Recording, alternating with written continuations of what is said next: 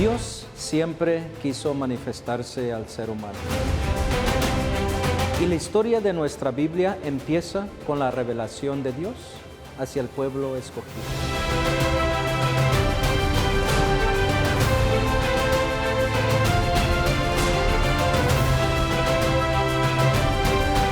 Nuestra Iglesia Católica es una maestra que nos enseña a todos nosotros la doctrina que nos dejaron nuestros apóstoles y nuestro Señor Jesucristo. Y somos parte de esta historia.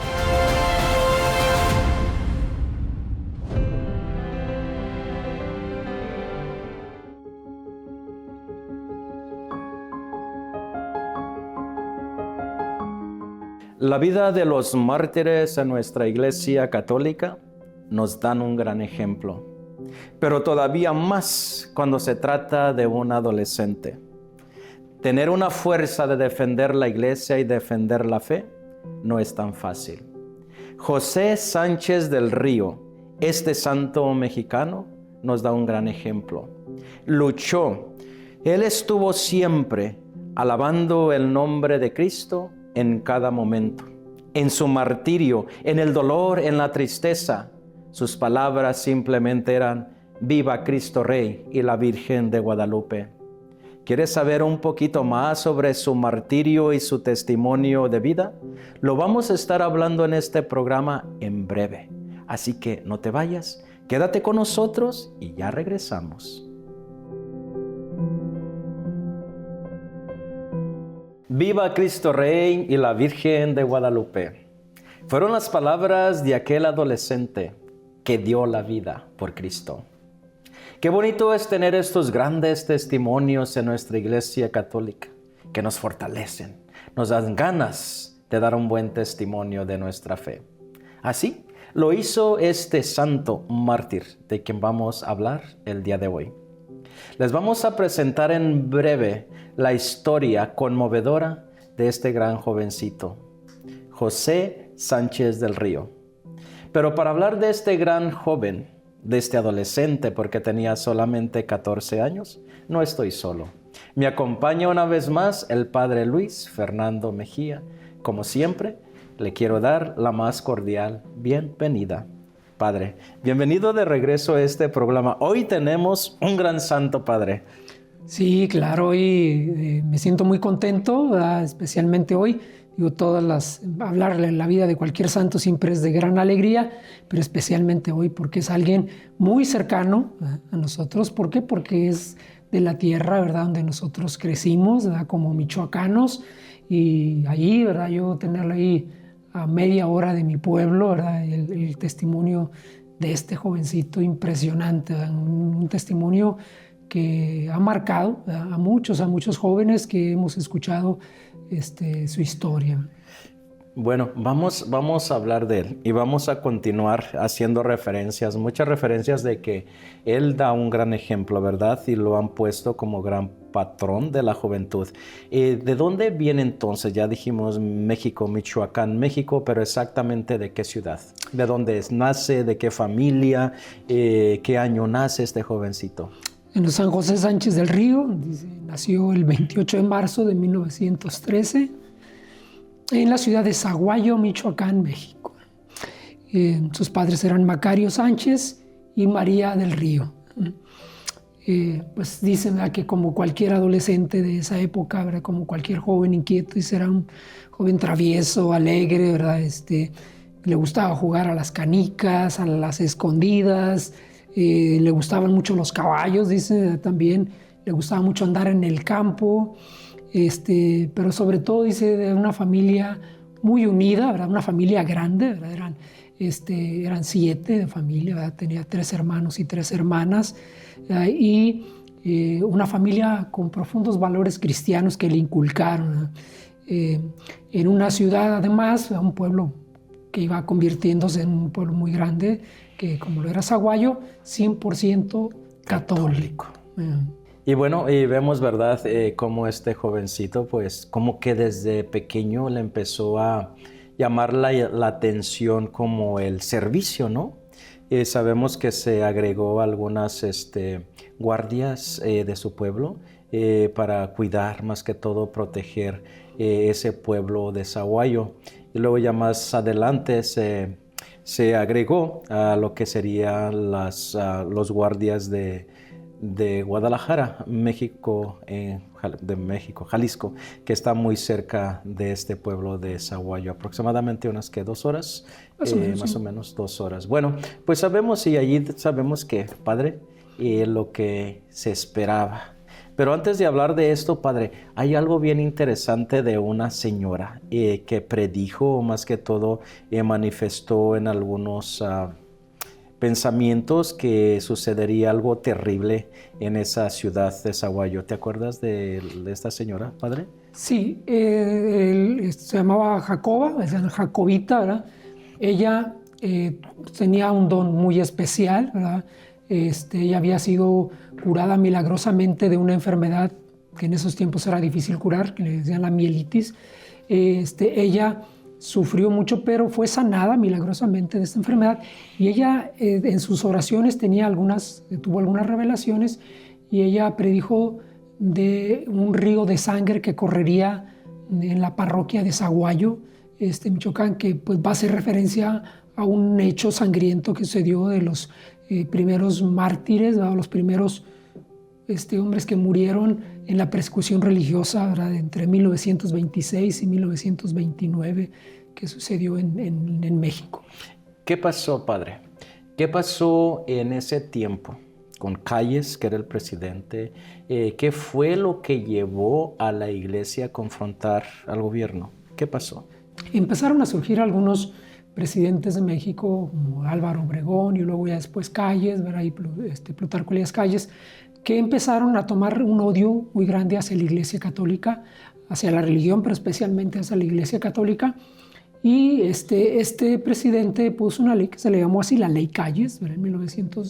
En 1926, que hablaba, ¿verdad?, de suspender el culto, ¿verdad?, cualquier tipo de culto religioso en toda la República Mexicana.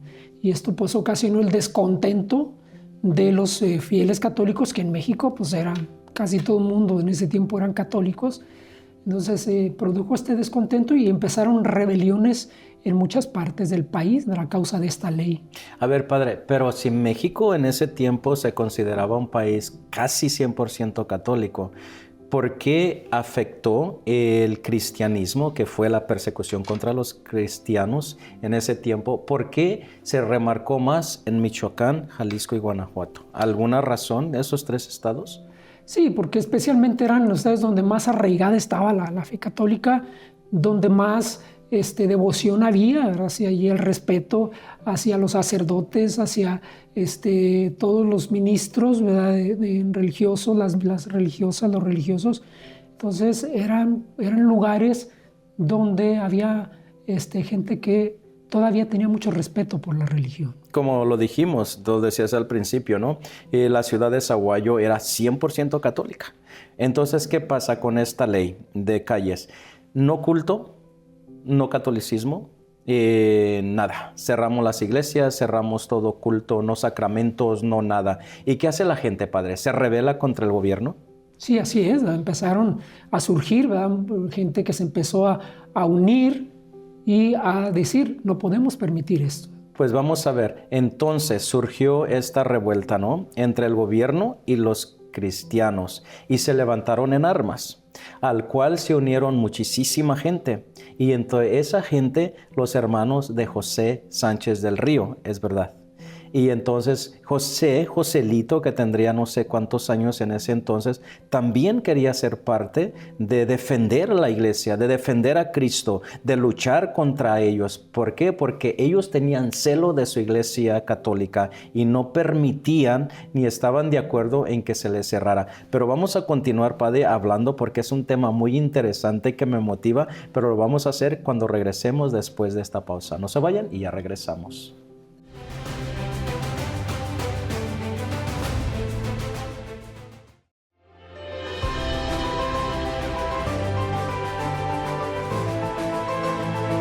Los hermanos de José Sánchez del Río definitivamente que Ellos sí fueron y se integraron con esta batalla como cristeros para combatir lo que sería al gobierno, al cual se sabe que José, bueno, nosotros le decimos Joselito, ¿verdad? Porque estaba pequeño.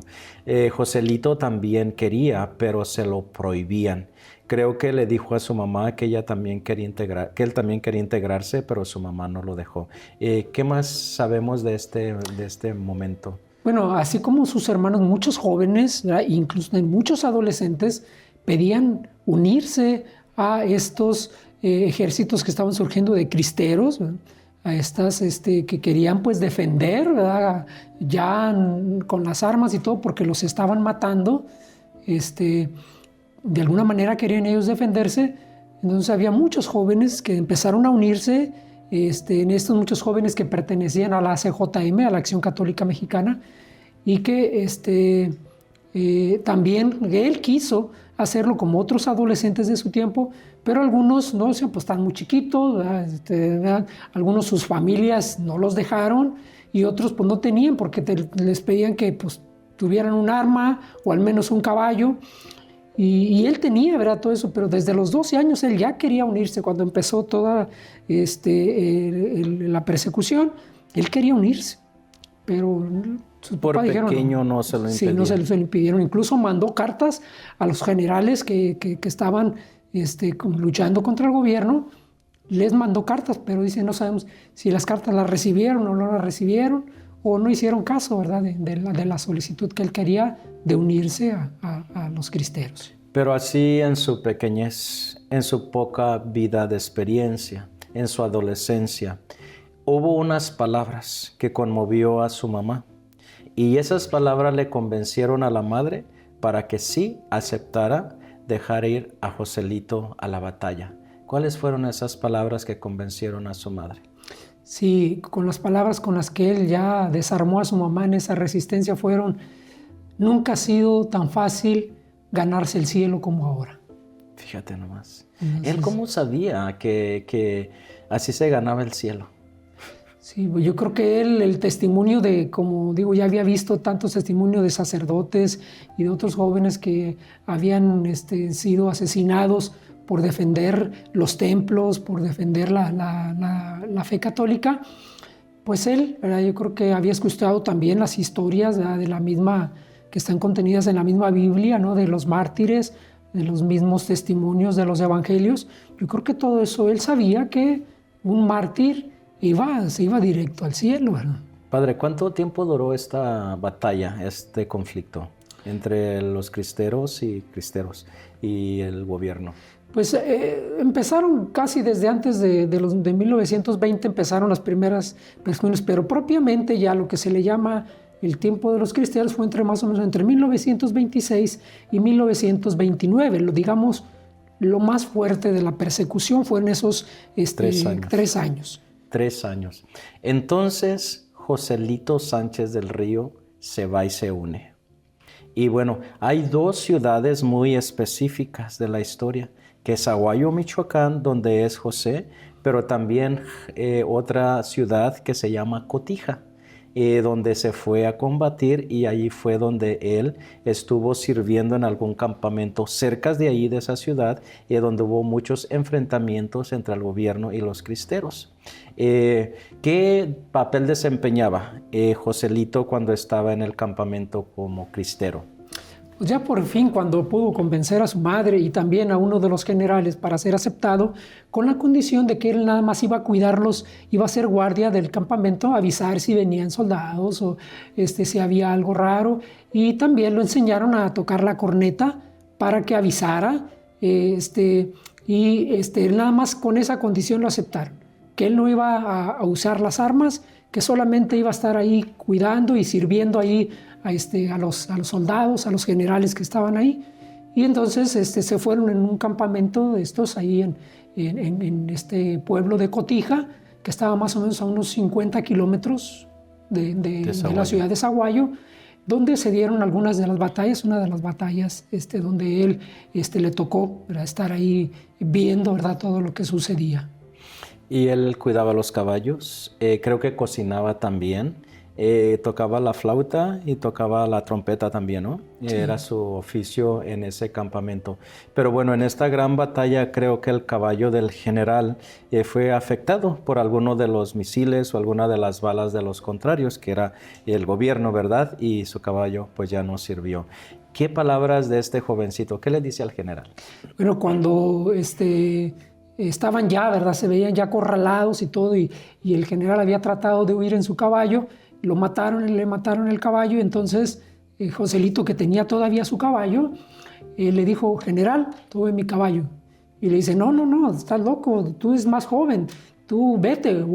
Escapa. Y él dijo: no, dice, yo soy joven, usted sirve más, usted lo necesita más la causa, usted llévese mi caballo, ¿no? Y como ya en ese momento pues no le quedó otra, le hizo caso a Joselito y agarró el caballo de Joselito y se fue. Y Joselito se quedó ahí tratando de defenderse de que ya estaban rodeados, ¿verdad? Por todo el gobierno, ¿verdad? Los soldados del gobierno. Y lo apresan. Lo toman preso. Lo toman preso en Cotija. Y de Cotija ya preso se lo traen a Sahuayo.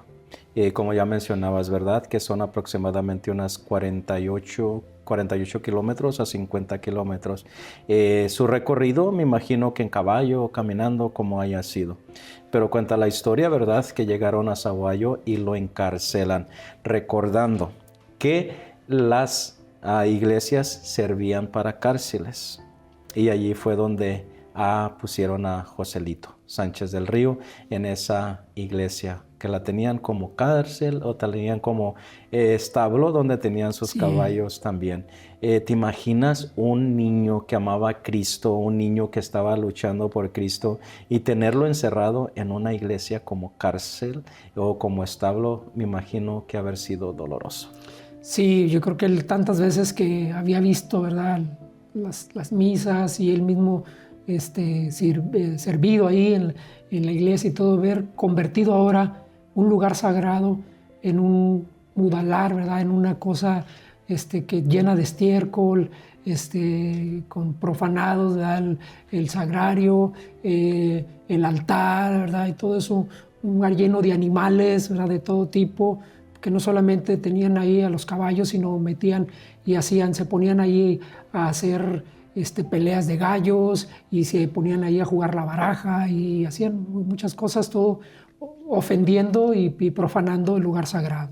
Sí, dicen que Joselito le dijo a uno de los guardias: ¿por qué están haciendo este templo donde es un lugar de oración para ustedes hacerlo como una cárcel y para hacerlo como un establo? ¿Por qué? ¿Te imaginas esas palabras de este niño de 12, 14 años con esa fe tan grande y enfrentar con tanta valentía a estos guardias y decirles la verdad? Dicen, padre, que cuando él estaba allí en la cárcel, hizo una carta muy linda que le escribió a su madre, donde le dice lo que le está pasando. Pero yo quiero que esta carta le demos lectura porque es muy hermosa, muy conmovedora, pero al mismo tiempo con mucho ánimo. Una valentía tremenda que la verdad yo admiro, pero me gustaría que lo hiciésemos leer esta carta cuando regresemos. Vamos a agarrar un poquito de tiempo libre y cuando regresemos le vamos a dar lectura. ¿Ustedes quieren escuchar esta carta? Regresamos y le damos lectura.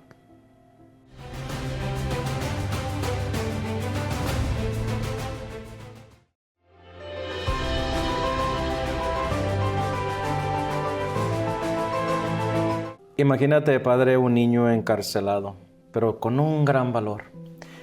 Tenía todavía la fortaleza, sabiendo que su vida estaba en peligro, que estaba casi, podemos decir, a punto de morir. Mas, sin embargo, tenía la fuerza de escribirle a su madre. ¿Qué le manda decir en su carta, su última carta a su madre? Querida madre, fui hecho prisionero en el combate en este día. Creo que en los momentos actuales voy a morir. Pero no importa. Mamá, resígnate a la voluntad de Dios. No te preocupes por mi muerte. ¿Qué es lo que me mortifica? Antes dile a mis hermanos que sigan el ejemplo que les dejó su hermano el más chico. Y tú haz la voluntad de Dios. ten valor y mándame la bendición juntamente con la del Padre. Saludos a todos por última vez. Y tú recibe el corazón de tu Hijo, que tanto te quiere y verte antes de morir deseaba. José Sánchez del Río. Qué palabras tan más conmovedoras. Si solamente de escucharlas yo siento, ¿verdad?, aquella tristeza que podía haber estado pasando. Pero él nunca, sabiendo que estaba a punto de morir, nunca renegó de lo que estaba pasando en su vida. Este niño. Y bueno, y sabemos también, Padre, que tenía una tía que la quería mucho. También le escribe a esta tía que se llama Magdalena y le pide, bueno, que le lleve por última vez la Sagrada Comunión. Dice la historia, también está escrito, Padre, pero no le vamos a dar lectura literalmente, solamente parafraseando, que le pide que le lleve la Sagrada Eucaristía, y creo que se la lleva como un día para cena en una telera que le llaman en México, que es como un bolillo o un pan francés. No sé en sus países como lo sepan ustedes describir, pero es un pan, y dentro del pan abrió como si fuese a ser una torta mexicana, y adentro del pan él le llevaba la Sagrada Eucaristía. Entonces se la dio a Joselito, abrió el pan y allá adentro estaba el cuerpo de Cristo. Era un deseo de aquel niño de recibir a Cristo sabiendo que estaba a punto de morir. Sí, qué momento, ¿no? Tan sublime, ¿verdad? Tan emotivo y tan grande, ¿no? Porque él, ¿verdad?, en su última, digamos, su última voluntad, ¿verdad?, que no le negaban la voluntad a los que iban a morir, pues era de esa última cena, que los soldados y todos pensaban que realmente pues era una cena tal cual, pero no sabían que era la Eucaristía, ¿verdad?, que él iba a recibir a nuestro Señor Jesucristo, y que pues era lo que iba a darle más fortaleza todavía para ese momento que él estaba viviendo. También cuentan que tenía un amigo muy cercano que también aprensaron junto con él en Cotija, que lo colgaron enfrente de la iglesia donde estaba Joselito para a ver si José Sánchez del Río le diese miedo.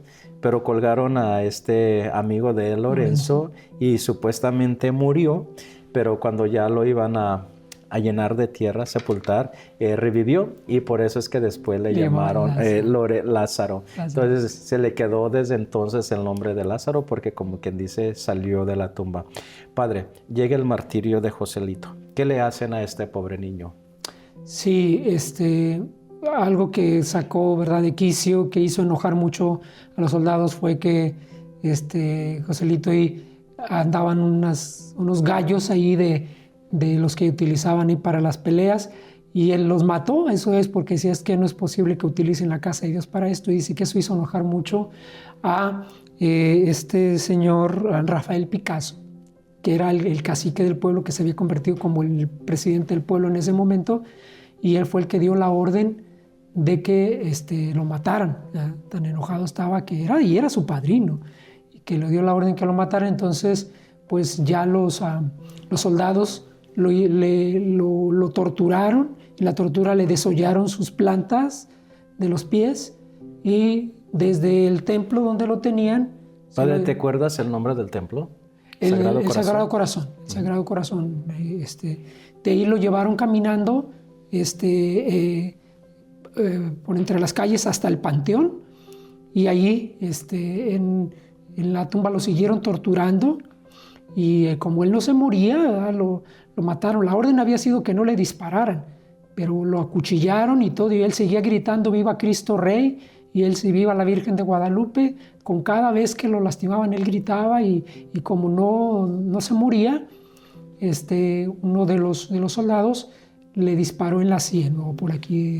En la sien. Dicen, Padre, mientras iba en caminar, que por todo el camino iba diciendo, viva Cristo Rey y la Virgen de Guadalupe, viva Cristo Rey y la Virgen de Guadalupe.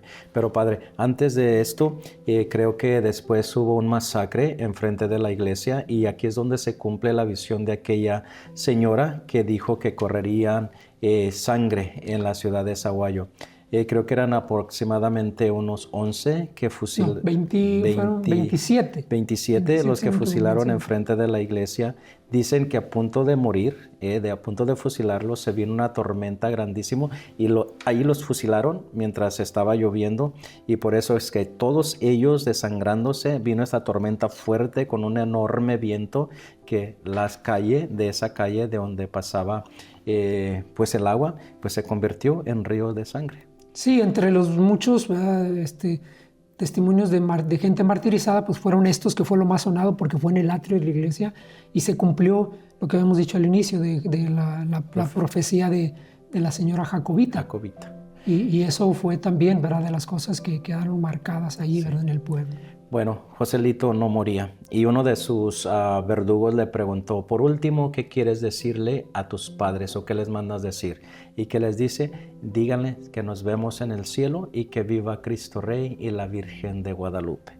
Al oír eso, pues ya sabemos que le dieron el balazo en la sien, en su cabeza, y ahí murió. Sí, esto fue el 10 de febrero de 1926. Ahí fue donde 28. ya... 28, sí, cierto. De 1928. Pues bueno, que descanse en paz y un gran santo a seguir. Murió a la edad de 14 años, gritando, viva Cristo Rey y la Virgen de Guadalupe. Un testimonio que arrastra y que muchos obispos ahora utilizan para sus homilías cuando hacen la confirmación. Pues y ustedes, hermanos y hermanas, ¿qué les gustó de este gran niño valiente que dio la vida por la causa de Cristo? Padre, muchísimas gracias. Que Dios te siga bendiciendo. Al contrario, muchas gracias y ojalá que el testimonio de Joselito nos ayude a nosotros también a tener esa valentía que él tuvo. Pues que viva Cristo Rey y la Virgen de Guadalupe, y nos vemos, queridos hermanos y hermanas, la próxima semana. Que Dios me los bendiga a todos. Dios siempre quiso manifestarse al ser humano. Y la historia de nuestra Biblia empieza con la revelación de Dios hacia el pueblo escogido.